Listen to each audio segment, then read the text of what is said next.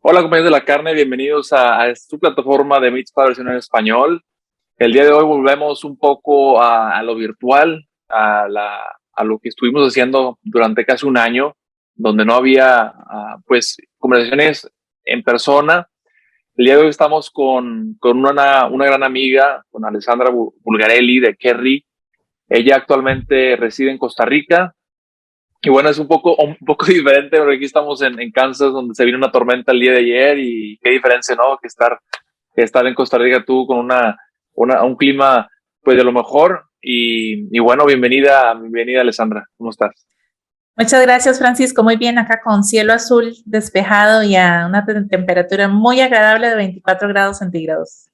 Sí, qué envidia. Acá estamos a -10 y sigue cayendo nieve. Yo creo pero bueno, eso es lo bonito de utilizar la tecnología y poder tener estas conversaciones, inclusive que estamos un poco más, pues, lejos, ¿no? Pero bueno, yo creo que estaría interesante hablar un poquito de, pues, de lo que haces tú el día a día. Podemos hablar Sí, un claro. poquito de tu posición con Kerry. Me comentabas que estudiaste en Alemania. Yo creo que tienes un perfil que muy único, que me gustaría que la gente que Ujú. nos escucha en Latinoamérica, nuestros hermanos hispanos, que escuchen quién es Alessandra y un poquito de lo que haces. Y de nuevo, bienvenida a Mixpad.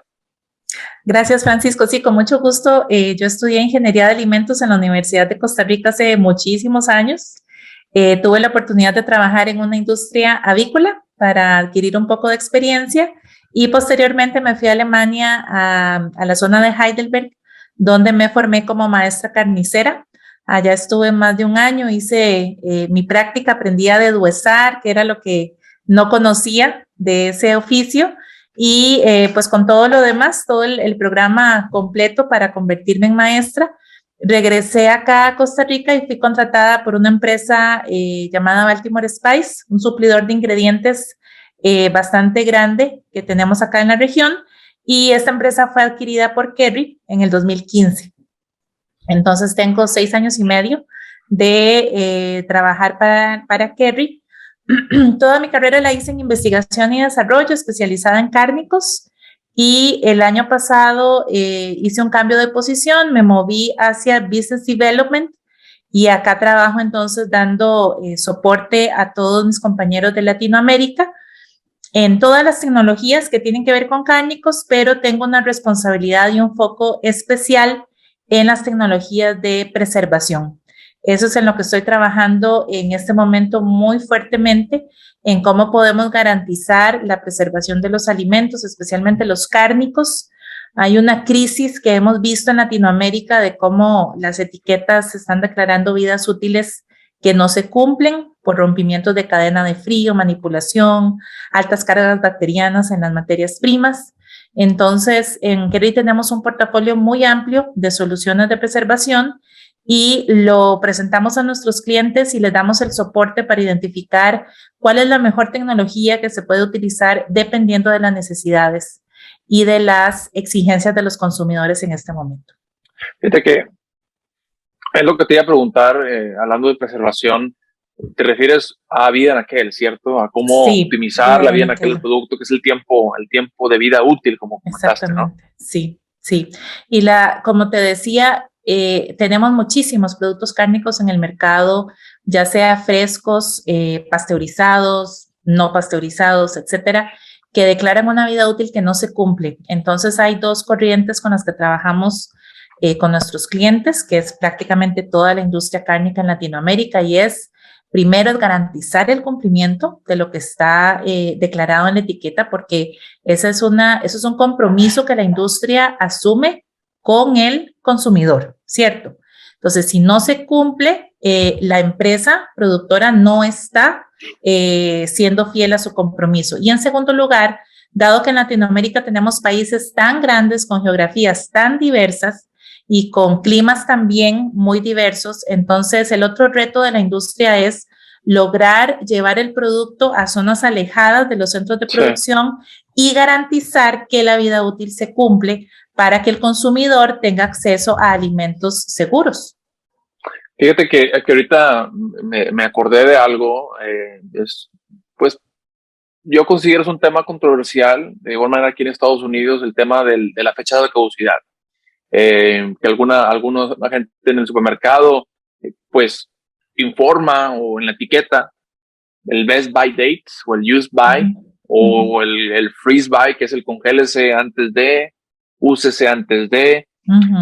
¿Qué has visto eso en Latinoamérica? Un poco pues bueno, porque cada término se puede interpretar de diferente manera, ¿no? No sé en Costa Rica o Centroamérica, hablar un poquito de Latinoamérica, cómo tú enfrentas estos retos, ¿no? Porque tienes que tener la comunicación del consumidor que puede interpretar de manera correcta lo que está comprando, lo que está viendo, y también platicar con el supermercado, con el retail, pero pues regularmente ellos no ponen la etiqueta, viene la etiqueta ya del procesador, ¿no? Entonces, no sé, platíqueme un poco de esto, sí. Bueno, en realidad en un producto cárnico es tan delicado el tema de la vida útil porque también está asociado con la presencia de patógenos, específicamente en productos que están listos para consumir. De toda la gama de productos cárnicos, pensemos por ejemplo, las carnes frescas pues, tienen que ser cocinadas, ¿verdad? Y la responsabilidad recae en el consumidor final. Pero un paquete de jamón, por ejemplo, que pensamos que lo podemos abrir, lo colocamos con pan, hacemos un sándwich y lo comemos de inmediato. No hay un tratamiento térmico adicional que el consumidor haga, ¿cierto? Entonces, las fechas de caducidad realmente tienen que ser respetadas de acuerdo con el origen, como bien mencionabas. Es el procesador cárnico el que tiene la responsabilidad de declarar una vida de anaquel que se va a cumplir y el consumidor tiene la responsabilidad de verificar que lo está manteniendo bajo las condiciones recomendadas por el procesador y que lo está consumiendo máximo el último día. ¿Qué podemos esperar de una vida útil de un producto cárnico? Al final, ya llegando a la vida útil, es muy posible en Latinoamérica que el producto cárnico ya esté descompuesto. Y eso es la razón por la cual hay una necesidad tan grande de garantizar por medio de la preservación la seguridad y la vida útil de estos productos. ¿Qué podría pasar? Llega la vida útil, lo consumo, está en buen estado, no me pasó nada, perfecto. Eso es una indicación de que ese procesador cárnico tiene bajo control su proceso o incluso está declarando una vida útil menor a la que realmente sabe que tiene para tener esa seguridad de que si hay algún rompimiento de la cadena de frío o manipulación, su producto está protegido. Entonces, la recomendación para el consumidor es seguir las condiciones de almacenamiento, temperatura, que es algo muy complicado en todos los hogares latinoamericanos. Sí. Y obviamente si ya se ve alguna señal, el olor es la primera que detectamos al abrir un paquete, pero también en productos cárnicos es muy común observar la lechosidad, blancuzca, en salchicha empacada al vacío, por ejemplo, o productos rebanados. En carnes frescas, un aroma putrefacto, un aroma ácido también nos da alguna indicación. Entonces, ahí pues claramente no se puede consumir, ¿verdad? El hecho de que un producto esté descompuesto nos tiene que llevar a pensar de forma inmediata que además hay patógenos. Y los patógenos son los que causan las infecciones y las intoxicaciones alimentarias. Es un tema muy sensible, Francisco, en la industria cárnica. Sí, claro. Una de las cosas que siempre hago énfasis y me ha tocado ir a varios supermercados donde a veces ves, bueno, yo porque soy trato de ver esas partes siempre, ¿no? Como imagino que tú parecido, la temperatura que es súper importante, la cadena de frío. Sí. A veces no entiendo por qué no llega por ejemplo, si te hay una vida útil de 7 días o 10 días y lo compras y dices tú, bueno, no llegó. Entonces te pones a ver un poquito un poco de los fundamentos, ¿no? Bueno, la cadena de frío, pones a ver a lo mejor el refrigerador o la góndola donde estaba ese producto, ya sea lácteo o cárnico, pues ni siquiera está a la temperatura adecuada. Y me ha tocado platicar con la gente que está ahí rellenando las góndolas con productos y veo, pues tienen por 7, 8, 9 grados y ay. Y ni siquiera ellos tienen la información de decir, mira, ¿por qué? ¿No? Y a lo mejor te vas un poquito y pues ya sea porque no saben o porque se quieren ahorrar energía o digo, hay muchas partes, ¿no? Y luego después que llega a la casa, pues a veces, pues el producto, pues vemos que esa vida útil no llega. Pues algo. Así es. Y de hecho, para contarte, cuando hacemos estos estudios de vida útil con nuestros clientes, frecuentemente o ellos o nosotros sugerimos que el estudio se haga a una temperatura de abuso. Normalmente si hacemos estudios a 4 o 5 grados centígrados, que es lo que comúnmente esperamos que la industria haga, almacena esa temperatura, vemos vidas útiles muy extensas, vemos un comportamiento excelente. Hay algunos productos que ni siquiera requieren un preservante para tener una vida útil aceptable para el consumidor. Pero en el momento en que empezamos a aumentar la temperatura de almacenamiento en esos estudios y pasamos, por ejemplo, de 5 a 8 grados centígrados, a 10 grados centígrados, la microbiología del producto cambia por completo. Y esas son condiciones más reales, porque como bien lo estás diciendo, es la condición en la que los consumidores están comprando el producto. Entonces, luchamos mucho para que los estudios se hagan bajo esas condiciones en puntos de venta.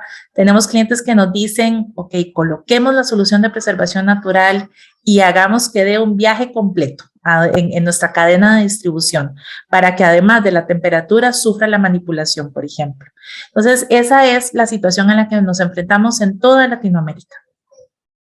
Fíjate que, bueno, vamos a hablar un poquito más, un poquito de historia. Cuando estuve por Irlanda, un poquito hablar de la empresa a la que representas, Kerry, tuve la oportunidad de conocer a Margarit Gleason. Ella, en ese momento yo estaba prácticamente de intercambio, estuve un año por allá, y en una plática pues para internship, para prácticas profesionales, llegó y ahí lo conocí. Estoy hablando hace casi 10 años de eso. Y bueno, yo creo que es muy curioso, ¿no? Cómo esas relaciones que vas dejando, que vas conociendo, y mantener esos contactos, pues digo, no tiene nada que ver a eso, ¿no? Pero una de las cosas que estamos aquí es por eso, porque hace 10 años conocí a Margarit, y que pues que estaba en ese entonces, pues estuvo mucho en México, y luego, digo, no sé exactamente, creo que ahorita está en Estados Unidos. Y bueno, yo creo que es algo bonito, ¿no? Te iba a preguntar acerca de las tecnologías. Digo, no sé cuáles son podemos hablar hay muchas maneras de alargar o optimizar la vida en de productos. Podemos hablar de, pues, la actividad del agua, podemos hablar de pHs, podemos hablar pues de muchísimas cosas, ¿no? Inclusive, digo, hablamos de temperaturas. No sé, a lo mejor en qué aspectos tú estás trabajando con los procesadores. Mencionábamos que estás pues, muy enfocada a procesadores, ya sea pequeños, medianos o hasta los más grandes en la industria. Todos. ¿Cuáles son algunos de los retos que tú has identificado pues, o cómo Kerry les puede ayudar, ¿no? Es esa parte. Podemos hablar de los metabolitos que platicábamos hace rato, de fermentación, o algunos de los más comunes, digo, creo que es muy amplio este tema. Es muy amplio, es apasionante y me emociona terriblemente, Francisco. Voy a tratar de sintetizar. Lo que acabas de mencionar de pH, AW, temperatura, es lo que conocemos en la industria como la teoría de barreras, la que estableció Leissner hace muchísimos años y que creo que todos hemos visto en algún momento en nuestra carrera universitaria. Y ese es el principio básico y es el fundamento de las buenas prácticas de manufactura. Entonces, cuando un alimento tiene una carga bacteriana baja, un alimento cárnico, tiene una carga bacteriana baja y se van colocando algunas barreras, hay un cierto pH, en la industria cárnica es complicado, tenemos un pH muy cercano al neutro, entonces ahí es poco lo que podemos hacer. El AW ciertamente se puede manipular con algunos ingredientes para minimizar esa actividad de agua, muy utilizado en la industria el nitrito de sodio, en embutidos, en jamones para curar, pero en carnes frescas no tenemos esa barrera. En el empaque puede haber vacío, puede haber atmósfera modificada, y si no tenemos ninguna de esas dos, entonces tenemos una atmósfera aerobia y con ello todo el crecimiento de organismos aerobios. Hace muchos años yo daba clases en una universidad acá, la Universidad Técnica Nacional, y dedicábamos una clase a ver el principio de barreras aplicado a la industria cárnica. Y el principio de barreras de Leissner establece que el preservante es la última barrera.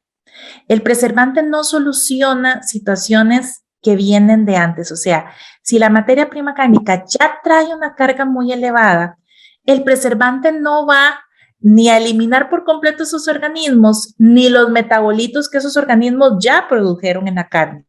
que es un excelente medio de cultivo. Entonces, no podemos pensar, y esa es una mentalidad que tenemos que cambiar, que si tengo un problema, coloco un preservante. Si todavía no me da la vida útil, aumento la cantidad del preservante. Eso es un enfoque equivocado de abordar esta situación. Primero tengo que resolver la calidad de mi materia prima y las barreras propias del proceso, una buena temperatura de pasteurización en una salchicha que llegue a 72, 75 grados internos. Garantizar que no haya puntos fríos, ¿verdad? Que estoy realmente midiendo la temperatura y que todo el producto salió a 72 o más. Que el enfriamiento fue rápido, que el producto no se mantuvo en una zona de peligro por muchísimas horas. Después de yo garantizar todo eso, entonces ahora sí podemos pensar en el mejor preservante para esta tecnología. Y luego entonces, después de que tengo mi teoría de barreras completamente bajo control, Francisco, entonces hay una decisión muy importante que el productor tiene que tomar. ¿Quiero una preservación convencional con aditivos de declaración obligatoria en todos nuestros países? ¿O me quiero acercar a una etiqueta más limpia para mi consumidor porque estoy respondiendo a las tendencias del mercado? Y ahí se nos abre un abanico de posibilidades, ¿de acuerdo? Tenemos preservación convencional aprobada por los reglamentos de nuestros países y tenemos una gran variedad de ingredientes naturales que nos pueden funcionar también para limpiar la etiqueta. Entonces, si te das cuenta, tiene que ser un pensamiento ordenado. Tengo que poner la casa en orden antes de tomar una decisión de hacer un cambio de un preservante, por ejemplo, y luego tengo que decidir cuál es la tendencia, ¿verdad? Estamos claros que Latinoamérica es un mercado muy popular, Francisco, con productos de muy bajo precio, y esa situación la vemos en todos nuestros países, y pues claramente la etiqueta limpia está enfocada en ciertos nichos todavía en nuestra región. Sin embargo, hay productos de etiqueta limpia que pueden solucionar un problema en un producto económico a un costo en uso muy razonable para el productor. Entonces, hay muchos criterios y tenemos que ir filtrando lentamente para entender cuál es la mejor solución para un productor, para un producto, una marca, para llegar a un consumidor. No hay mejor cultivo que la carne. Yo creo que tiene todos los nutrientes que necesita pues las bacterias, ya sea las aeróbicas o anaeróbicas. Y yo creo que sí, la verdad que sí, ¿no? Y quisiera ver el tema, hacer énfasis de nuevo a que no hay aditivo mágico. Si no tenemos unas buenas prácticas, sino de la hora de sacrificio, estamos haciendo todo lo que está a nuestro poder para llevar todas las prácticas de inocuidad posibles. Así es. Pues eso va a terminar o va a resultar en un producto pues, de calidad pobre, ¿no? Que se va a reflejar en la calidad, pues hablando de esto, ¿no? De vida útil, pues oxidación de color, oxidación de lípidos, digo, hay muchas cosas que desde ahí empiezan, ¿no? Yo creo que hay que hay que ser pues conscientes de que no hay ingrediente mágico que te va a eliminar todo eso. Así es, Francisco. La otra cosa que quisiera devolver un poquito a tu experiencia en Alemania. Yo creo que ya fue hace tiempo, pero siempre cuando me encuentro con alguien que ha tenido esa experiencia internacional, pues me gusta tocar temas pues multiculturales y bueno, tomándolos con el tema de industria cárnica, ¿no? ¿Cómo fue esa experiencia? Que, bueno, obviamente aprendiste muchísimo, pero bueno, ¿cómo te ha ayudado esto que aprendiste allá en Alemania, esa manera de pensar de esa gente? Y me toca mucho platicar, pues, de hecho, en este año, en mayo, es la IFA, se celebra en Frankfurt, entonces si todo sale bien y el COVID nos permite, por allá estaremos, y pues son líderes en muchas tecnologías. Sí. Entonces, pues una de ellas es la industria cárnica y me gustaría aprender de ti cómo fue esa experiencia y poder rebotar con esta bonita industria. Bueno, pues muchas gracias por preguntar. Ese es otro tema que me apasiona terriblemente. Yo estoy en contacto con la cultura alemana desde que era muy pequeña porque tuve la oportunidad de estudiar en un colegio alemán acá en Costa Rica.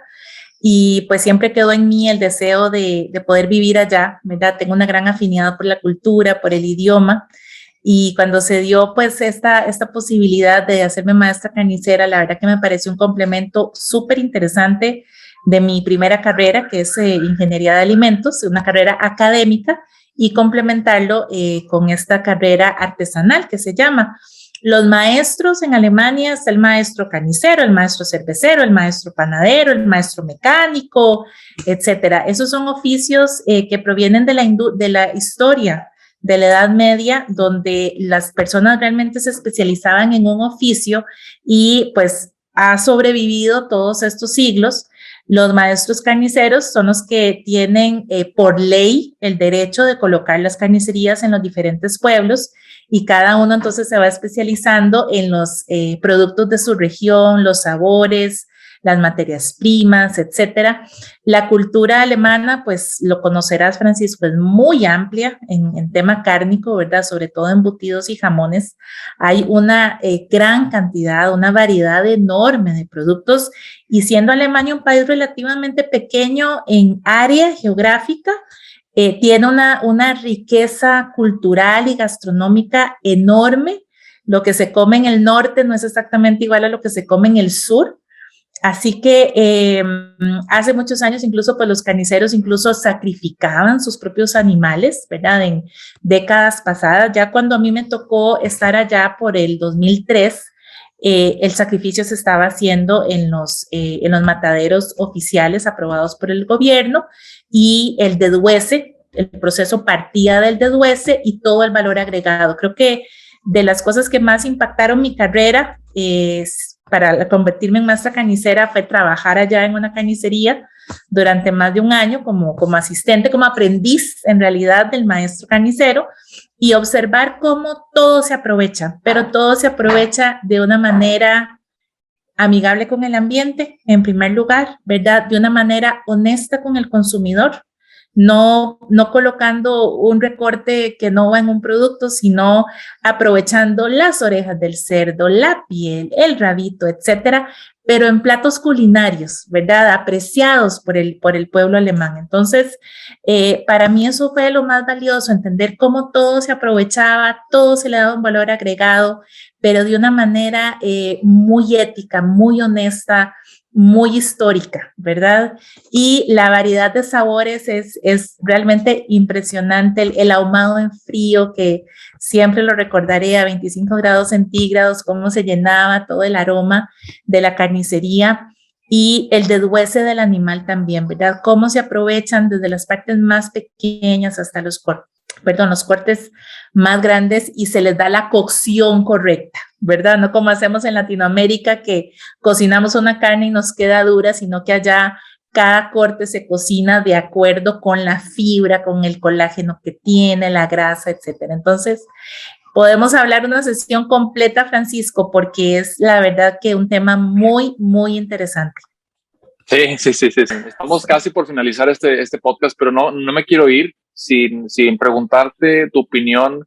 Estuve recientemente en Atlanta, en el IPP, el Poultry Show, y me sorprendió ver mucha gente latina, mucha gente de Perú, Colombia, Centroamérica, México, y vi varias gente interesada en irse a lo natural. Ajá. Y bueno, quisiera que me dieras tu opinión en el proceso del curado con nitrito de sodio. Ver qué opinas, ¿no? Porque en Estados Unidos pues está el muy común y aparte también en muchas partes de Latinoamérica el nitrite free, o sea, el término que sin contenido de nitrito. Y te pones a ver pues bueno, que hay procesos del nitrato donde podemos hacer esta fermentación, reducir el nitrato a nitrito mediante la fermentación de bacterias. Y bueno, yo creo que hay una desinformación de esto, ¿no? Yo no sé, a lo mejor que me pudieras decir a la gente que piensa o que está pensando, quiero tener una etiqueta que sea natural, pero también necesitas, o sea, porque el nitrito solo se utiliza por algo. O sea, tiene que estar ahí y bueno, yo creo que ese es otro tema que me apasiona mucho y no sé qué me pudieras platicar el tema. Tema muy polémico, Francisco, tema donde hay mucho desconocimiento a nivel de consumidor y yo creo que es un tema que la industria cárnica no ha sabido manejar bien. porque ha estado enviando mensajes incongruentes, contradictorios, etcétera. El nitrito de sodio, hay una razón por la cual la industria cárnica es libre de Clostridium botulinum. No es la fuente de intoxicaciones de Clostridium botulinum y es por el uso del nitrito de sodio. Y voy a regresar aquí un momentito a mi experiencia en Alemania. Incluso en Europa, que consideramos es un mercado mucho más avanzado en tecnologías, algunas tecnologías, ellos no han dejado el uso del nitrito, no se considera, no ha sido satanizado como lo está haciendo acá en nuestros mercados, ¿verdad? Mencionaste Estados Unidos, Latinoamérica un poco. Entonces, ¿se puede hacer un embutido y un jamón sin nitrito? Sí, sí se puede hacer. Pensá, por ejemplo, en los jamones de pavo o de pollo, que queremos que sean blancos, blancos, blancos. Con solo que le pongamos un poco de nitrito, ya va a cambiar el color a rosado. Entonces uno dice, qué raro, me estoy comiendo un producto de pavo, de pollo, lo veo rosado y el consumidor dice, ¿estará crudo o estará bien cocido? Entonces, ¿se pueden hacer embutidos y jamones sin nitritos? Sí se puede. ¿Qué es lo que hay que garantizar? Que haya una protección contra Clostridium botulinum. Y eso es algo que podemos conversar en otro podcast más adelante. Entonces, ¿cuál es la diferencia entre usar un nitrito de fuente natural y un nitrito químico, sintetizado, mezclado como sal de cura que todos conocemos? El principio activo es el mismo, Francisco, es el nitrito de sodio. Eso no cambia. Lo que cambia es la fuente. Y al cambiar la fuente, cambia la declaración en la etiqueta. Entonces, en vez de aparecer nitrito de sodio, aparece extracto de apio fermentado. ¿Qué entiende el consumidor mejor? ¿Nitrito o apio? Entiende mejor el apio. Eso es etiqueta limpia, ¿de acuerdo? El principio activo sigue siendo el mismo. Si no queremos nitrito del todo, tenemos que encontrar otra forma de actuar contra Clostridium botulinum y prevenir que no haya crecimiento, formación de toxina y todo lo que conocemos al respecto. Si queremos cambiar la visión del consumidor de cómo interpreta y cómo acepta esa declaración de ingredientes, entonces nos pasamos a una etiqueta limpia, pero el nitrito sigue siendo nitrito. Y de que eso es un tema bien polémico, como comentas, y el nitrito sigue siendo, porque químicamente es la molécula es la misma. Es la misma. Pero pues la interpretación del cliente, del procesador, inclusive el procesador, porque a veces no quiero, mi cliente me pide etiqueta limpia, clean label, y a veces está esta controversia, y yo creo que es importante que la gente sepa, ya sea que venga pues, la fuente, ¿no? Que venga del apio, de la raíz, ¿no? Sacando la raíz del apio, o que venga de una sal con una concentración mínima de nitrito de sodio, pues sigue siendo el mismo químico, ya es el mismo efecto. Hace el mismo efecto y Francisco, es un efecto que protege al consumidor. Yo creo que ese es el mensaje más importante.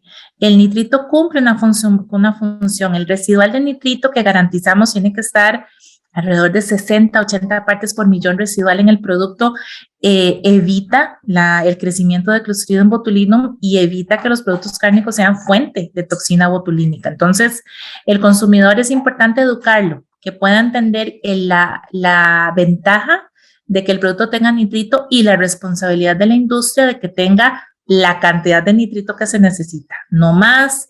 Acuérdate que está todo el tema de las nitrosaminas que se forman cuando las carnes están en descomposición, tenemos aminas libres, si hay calor, la nitrosamina siendo un cancerígeno muy poderoso. Entonces, por eso el tema es tan polémico, pero más que todo es la educación del consumidor para comprender lo que la industria le está entregando. Perfecto. No, pues muchísimas gracias por tu tiempo, Alessandro. Yo creo que este episodio será pues, muy escuchado por nuestra audiencia. Te lo agradezco muchísimo por estar con nosotros. Y bueno, ojalá y en alguna otra conferencia nos podamos ver en persona y platicar más de este tema que nos apasiona, que es la ciencia cárnica. Y bueno, saludos hasta Costa Rica. Nos vemos pronto. Gracias por la invitación, Francisco, y buen día. Buen día. Estamos hablando. Hasta luego.